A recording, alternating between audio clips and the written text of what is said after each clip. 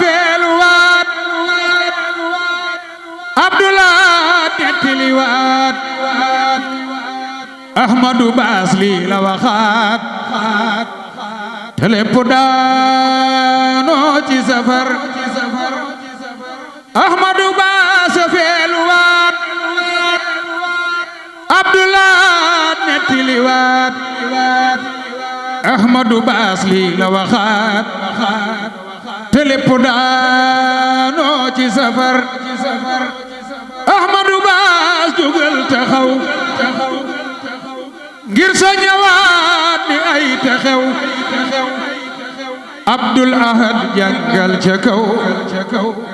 nu soññe màggaluk safar bismillah moo jara dagul bismillah moo jara faggul Seex Bamba moo ko digal bismillah rek a ñor tafar naa xub ganaar ak i gëléem bu kenn xeeb bu kenn yéem ngir ku ca jëf faw nga tiim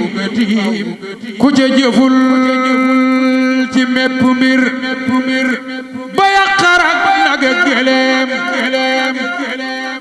ak wépp ñam wu yella tiim loo ca mënul na nga ko jéem ta daal ko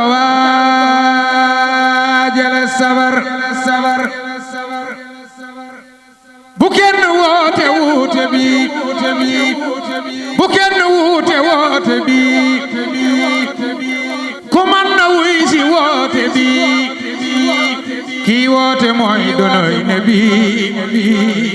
moo wuutu fi rabbal basar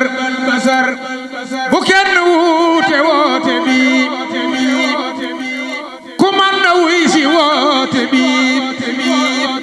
kii woote mooy donoy nabi moo wuutu fi rabbal basar waa Asi ak Amerika waa ñeente jëm si Afrika mbër ma libéré Afrika mooy woote màggaluk safar na aéroport yi defi géew ne air yu mag yi jóg te biiw na yépp jóg na yépp biiw Tuubaanu màggali safar nen jéema saytu boobaraay saxaari dekki korne waay gaar baa ngi doy na teeru waay na ñépp fekke si safar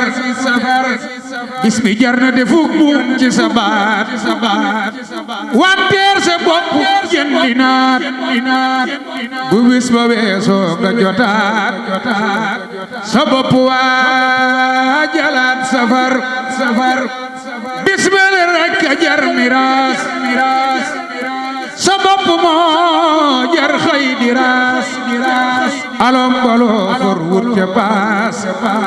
ngir fekke màggaluk safar bépp barab bu set feex